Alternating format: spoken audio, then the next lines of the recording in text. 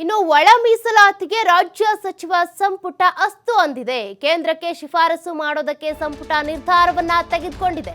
ಒಳ ಮೀಸಲಾತಿ ಜಗಳಕ್ಕೆ ಈಗ ಫುಲ್ ಸ್ಟಾಪ್ ಸಿಕ್ಕಂತಾಗಿದೆ. ರಾಜ್ಯ ಸಚಿವ ಸಂಪುಟ ಅಸ್ತು ಅಂತ ಹೇಳಿದೆ.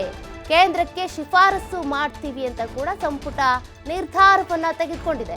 ಸದಾಶಿವ ಆಯೋಗದ ವರದಿ ಏನಿದೆ ಅದನ್ನೇ ಯಥಾವತ್ತಾಗಿ ಸ್ವೀಕಾರ ಮಾಡೋದಕ್ಕೆ ಒಪ್ಪಿಕೊಂಡಿದೆ.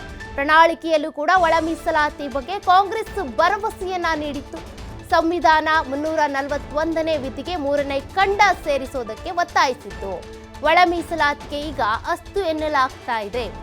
ಒಂದ್ ಕಡೆ ನಾಗಮೋಹನ್ ದಾಸ್ ಮತ್ತೆ ಸದಾಶಿವ ವರದಿ, ಎರಡೂ ವರದಿಗಳೇನಿದ್ದಾವೆ ಆ ವರದಿಗಳನ್ನ ಸಪರೇಟ್ ಮಾಡಿಕೊಂಡು ಇವರು ಉಪಸಮಿತಿ ರೆಡಿ ಮಾಡಿಕೊಂಡು ತಾವೇ ಅವೈಜ್ಞಾನಿಕವಾಗಿ ವರದಿ ಮಾಡಿಕೊಂಡಿದ್ದಾರೆ ಅನ್ನುವಂಥ ಆಕ್ರೋಶ ಆರೋಪ ಕೇಳಿಬಂದಿತ್ತು.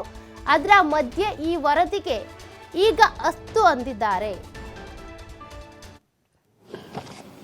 ಒಳ ಮೀಸಲಾತಿ ಬೇಕು ಅಂತ ಹೇಳಿ ಕೇಳ್ತಾ ಇದ್ದು, ಅದಕ್ಕೆ ಪೂರಕವಾಗಿ ಜಸ್ಟಿಸ್ ಸದಾಶಿವ ಆಯೋಗ ಅವರ ಅಧ್ಯಕ್ಷತೆಯಲ್ಲಿ ಒಂದು ಸಮಿತಿ ಮಾಡಿದರು.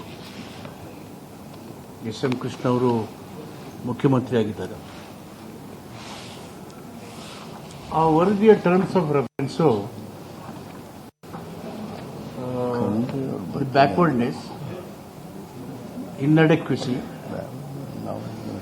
ಮತ್ತು ಅವಕಾಶಗಳನ್ನು ಕೊಡುವಾಗ without compromising on efficiency terms of reference ಅನ್ನು ಹಾಕಿ ಒಂದು ವರದಿಯನ್ನು ಕೊಡಿ ಅಂತ ಹೇಳಿ, this are the terms of reference for Sadashiva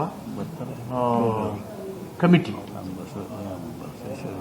backwardness ವರದಿಯನ್ನು ಕೊಟ್ಟಿರೋದು ಅಸೆಂಬ್ಲಿಯಲ್ಲಿ ಪ್ಲೇಸ್ ಆಗಲೇ ಇಲ್ಲ.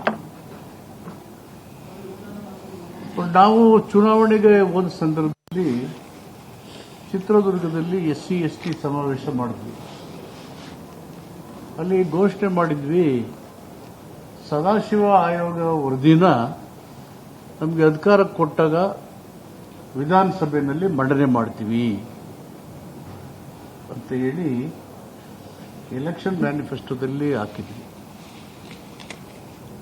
ಸೊ ನಮ್ಮ ಎಲೆಕ್ಷನ್ ಮ್ಯಾನಿಫೆಸ್ಟೋ ಘೋಷಣೆ ಆದ ತಕ್ಷಣದಲ್ಲಿ ತರಾತೂರಿನಲ್ಲಿ ಇಂದಿನ ಬಿಜೆಪಿ ಸರ್ಕಾರ ಇಂದಿನ ಲಾ ಮಂತ್ರಿಗಳ ಅಧ್ಯಕ್ಷತೆಯಲ್ಲಿ ಒಂದು ಕ್ಯಾಬಿನೆಟ್ ಸಬ್ ಕಮಿಟಿ ಮಾಡಿ ಈ ಒಳ ಮೀಸಲಾತಿ ವಿಚಾರವಾಗಿ ಚರ್ಚೆ ಮಾಡಿ